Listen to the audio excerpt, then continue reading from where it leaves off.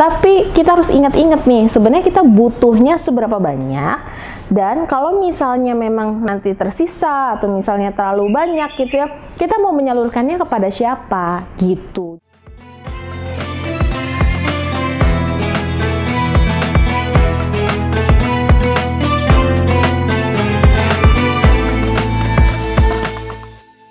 Assalamualaikum warahmatullahi wabarakatuh. Selamat siang, pagi, dan malam buat teman-teman semua. Hari ini kita berjumpa lagi di bulan Ramadan. Alhamdulillah, segala puji bagi Allah Subhanahu wa Ta'ala yang telah menyampaikan kita di bulan Ramadan.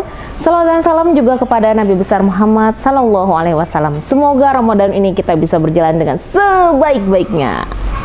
Jadi, perencanaan keuangan dalam Islam sebenarnya sama seperti perencanaan keuangan pada umumnya.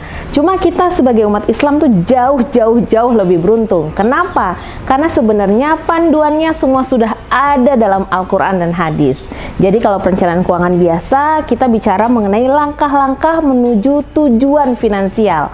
Sementara perencanaan keuangan syariah maka ditambahkan langkah-langkah mencapai tujuan keuangan secara Al-Quran dan hadis, sehingga pilihan-pilihan investasinya, sehingga cara melaksanakannya harus sesuai dengan tuntutan Al-Quran dan hadis.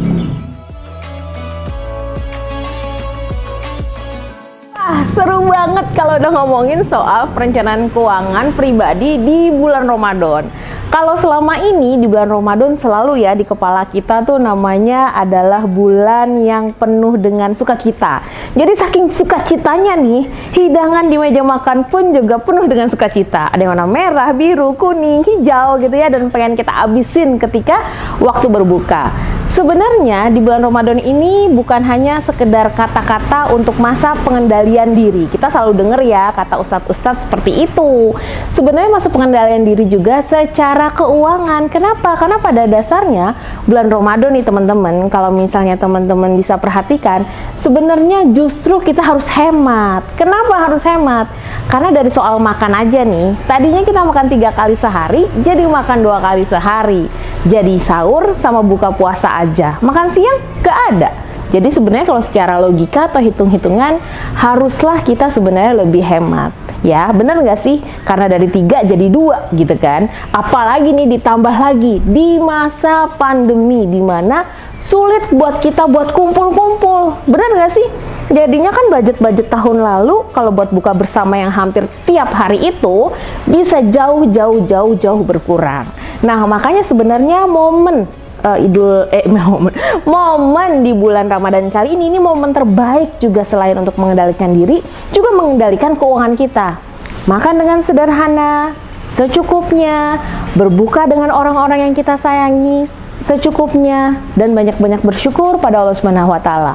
Dan sebaiknya uang-uang lebihan pun itu bisa kita sedekahkan kepada orang-orang yang lebih membutuhkan di bulan Ramadan dan masa pandemi kali ini.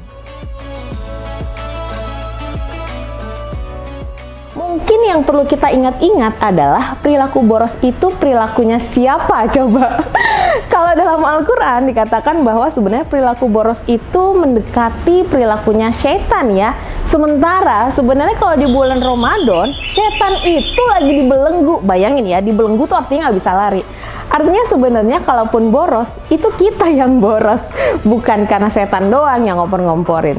Berarti pengendaliannya adalah dari diri kita sendiri. Jadi kalau misalnya nih, mau boros nih, selalu diingat-ingat apa sebenarnya tujuan kita melakukan tindakan tersebut gitu.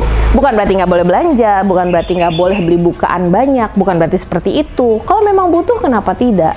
Tapi kita harus ingat-ingat nih, sebenarnya kita butuhnya seberapa banyak, dan kalau misalnya memang nanti tersisa atau misalnya terlalu banyak gitu ya, kita mau menyalurkannya kepada siapa gitu. Jadi fokusnya tetap pada diri kita masing-masing. Jadi Sobat Mes, seperti yang tadi saya sampaikan, bahwa sebenarnya bulan Ramadan ini adalah bulan yang terbaik untuk kita tidak sekedar berevaluasi, tapi kita juga menjalankan perencanaan keuangan syariah dengan cara apa? Dengan cara menjalani hari-hari kita, mengendalikan diri kita secara keuangan sesuai dengan anjuran Al-Quran dan Rasulullah Sallallahu Alaihi Wasallam. Jadi teman-teman, yuk kita mulai sama-sama sadar ketika kita mau melakukan suatu keputusan yang berkaitan berkaitan keuangan.